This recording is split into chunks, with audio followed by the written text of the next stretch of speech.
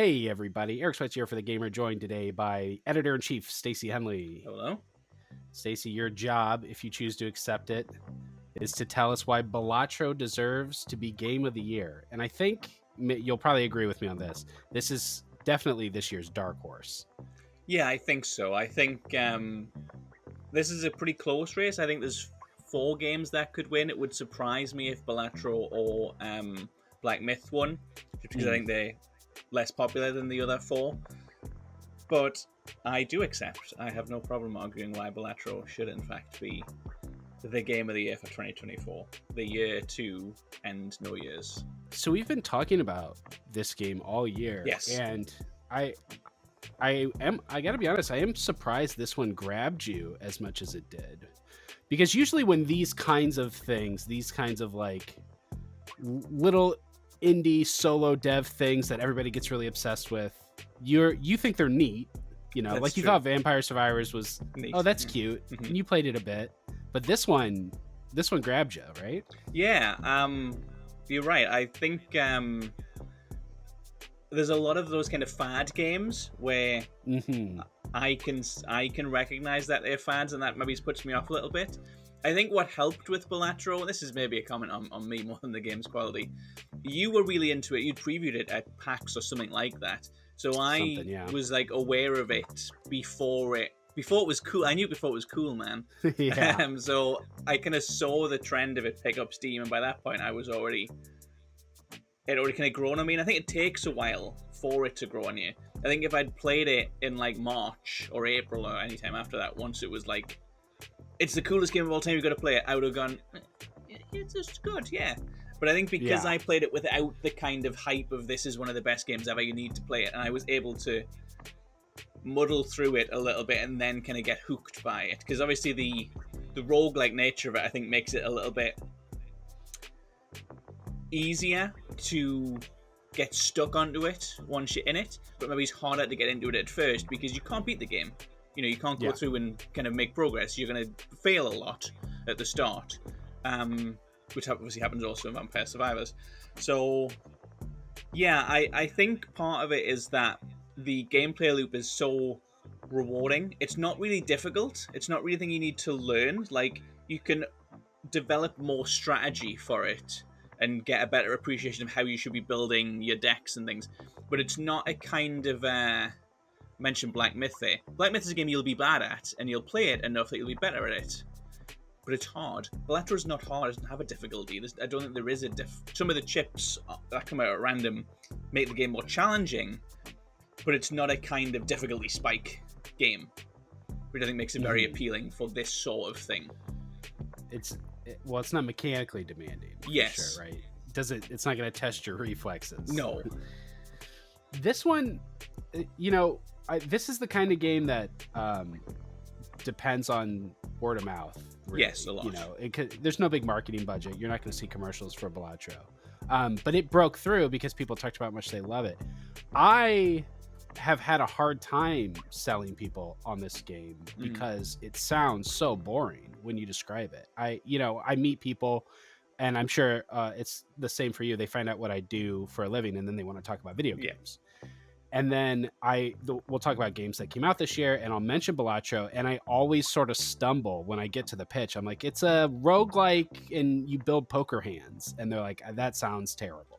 Or they say, I don't know poker, so I can't play it. And that's a really big barrier to get people over, because you don't need to know poker. We've had this discussion before. I don't even think it's a poker game. I know you do. But I think it's a separate realm to that. And I do think that...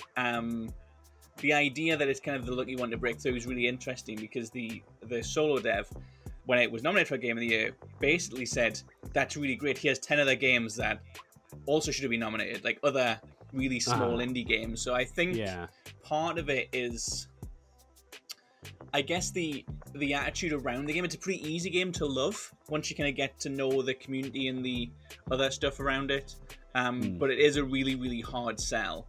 And I don't think you should win Game of the Year because you're nice or because it would be nice, but seeing the dev be very humble about it, I think, gives it a little bit extra. I think people are more likely to play your game if you say that's really nice, he has a lot of other great games, as opposed to kind of an arrogant reaction that you could have had, which is cool. Yeah, the community building around this game has been really impressive. I'm sure that made a big difference. But I think ultimately it's just that everyone, being hyperbolic, everyone that plays this game says, I can't stop playing this game. Yes. You have to play it. And you don't really need to get into the details. It's just, I am totally obsessed with this game and I can't stop playing it. And so many people feel that way about this one. Yeah, I think, we said about people in our lives who ask about games. Most of those people, they aren't really gamers in the way I would describe it. They have a PS5 and, they play EA Sports FC, which everyone still calls FIFA, and they play Call of Duty now. But they don't play that many of the kind of new games. They haven't played Metaphor, they didn't play Like a Dragon. They haven't played a lot of these games. And I think they're hard to sell on. I think when we talk to people within the community, other journalists, or just, other gamers, people who read the site regularly, people who would listen to this, who do maybe have a little bit more curiosity for games, I think then the idea of once you stop playing it, you can't stop. That's a pitch in and of itself. They don't say what kind of game is it. They don't ask about poker. They just go, oh, it's good. Okay, it's cheap. It's on my phone. First mobile game nominated for Game of the Year. It's not only that's mobile, the other thing, but it's cool. Yeah, we talked about that when we did we kind of broke down all the categories. Yeah. How this is I'm pretty sure the first mobile game that's been nominated for Game of the Year. And it's not just a mobile game. It's on PlayStation and Xbox and Steam and Switch. And it's on Apple Arcade if you subscribe to that. And I guess, do you feel like that's a significant factor here, that it is so widely available? I think that always helps for these sorts of things. I actually played it on PC, which is rare for me. I kind of favor console, but I just... The card aesthetic seemed to suit PC a little bit more, and I liked being able to sit at my kind of desk and do it. I thought that would be a good way to, experience it instead of a controller. But I think for a lot of people, there's definitely access limitations on a lot of these games. Like if you say to the general kind of audience about an indie game, then they're not going to go out of their way to play it. You know what I mean? The fact that they can play it however they choose to play it, even if it is on multiple systems.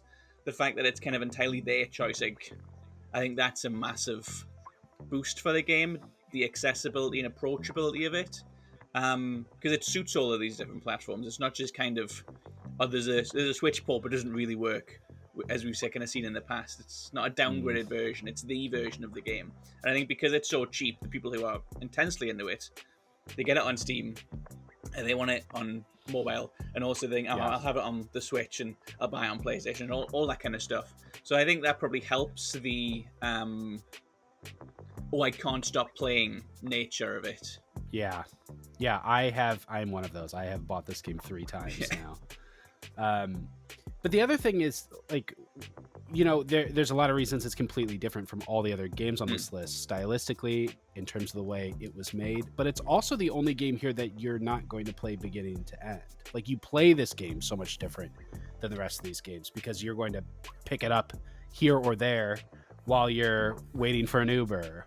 Or as a short break at work or whatever. Like, you don't play any of these other games. A lot of these are like really dense RPGs or like action games that take your full commitment, but you can watch a TV show while you play Balatro. Like, I wonder if that is a factor too. I think the fact that it came out so early, it was a February release, and people have been kind of picking it up all through the year. I think some of the early games kind of lose out being so early. There's never been a January game ever nominated for Game of the Year. I thought that would break this year with Like a Dragon. Wasn't to be. But I think typically when the votes are being cast, games that you've played a little bit more recently just are in your mind a bit more. And that's not going to be the case with the ones. I think a lot of people played Final Fantasy, got to chapter 11 or 12 and went, actually, that's enough for me. I'll come back to it later. And then they never did. And that sort of thing. Whereas Balatro, you can play it all through and you haven't missed anything. You don't need to catch up. Like, I don't think you could put Metaphor down 30 hours in and then go back to it in a month and have that same experience. You just wouldn't really know what you were doing. And I think Balatro is probably unique of the 6. Maybe it's not so much Astrobot, because what's the story there? But Balatro, I think, has an edge in that sense, definitely. People have been playing it all through 2024. They didn't play it when it came out and loved it. They've been playing it all year. It's the game of the year in that sense. Right. Yeah. The game of 2024. Yeah, That makes a lot of sense. And yeah, you make a really good point, because we always moan about those like December, January, February games that totally deserved a nomination and didn't get it just because, people beat Midnight Suns in January and didn't think about it again for 11 months. So it didn't get the nomination while it totally deserved to be in there. Whereas this game, people are going to be picking it up here and there for 20 minutes for years and years and years. I think about like Slay the Spire. People still play Slay the Spire. And this is going to be very much like that. Definitely. I mean, you mentioned Vampire Survivors before. I can't remember exactly when that came out. I know it wasn't actually up for Game of the Year. That was another game. Came out gradually across the year through word of mouth.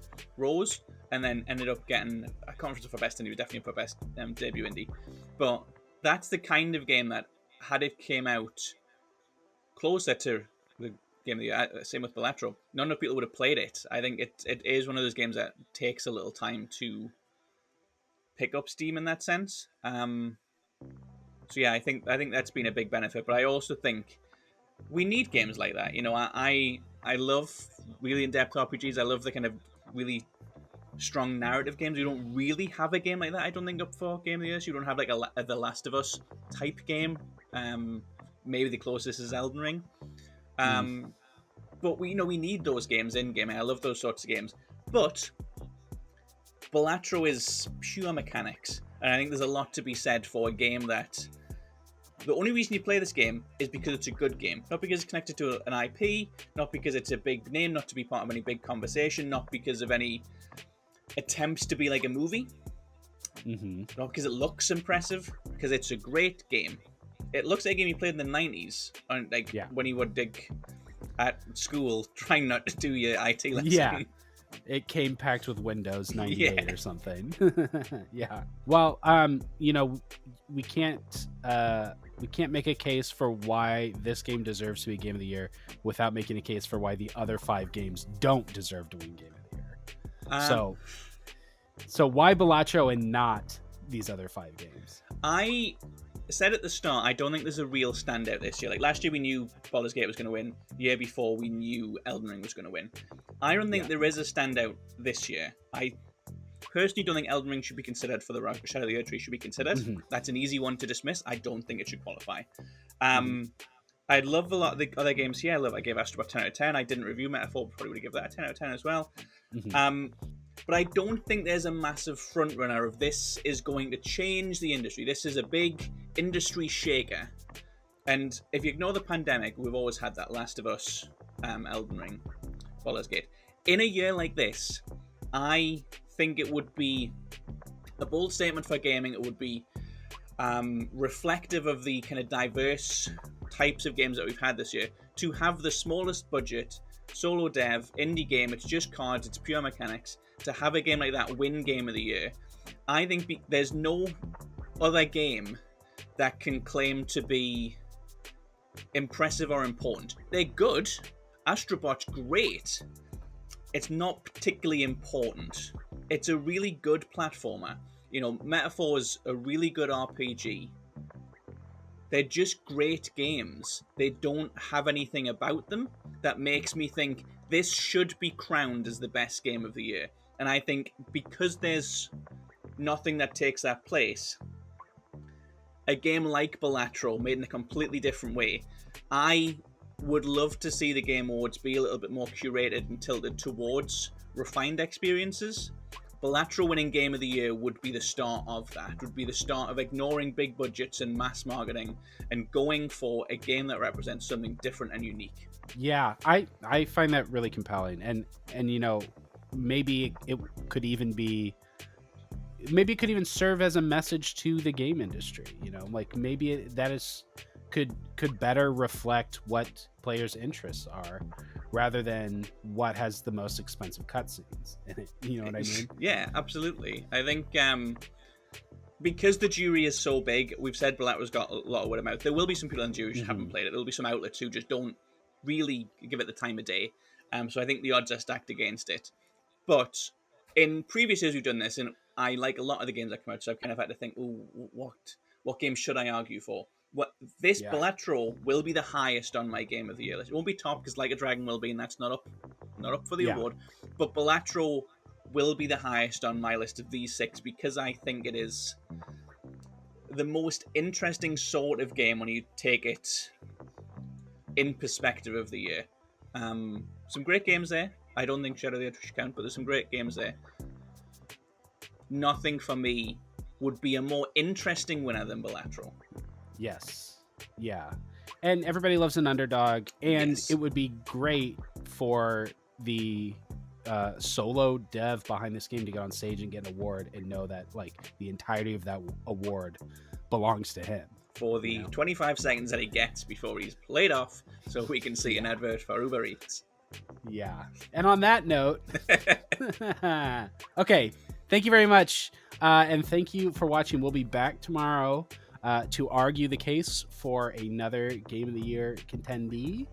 We have Stacey's full argument in favor of Balatro linked down in the description. If you stayed around this long, let us know down in the comments what game you think should win Game of the Year. Don't forget to like, subscribe, hit that bell, and visit us at thegamer.com. That's The Gamer, no spaces.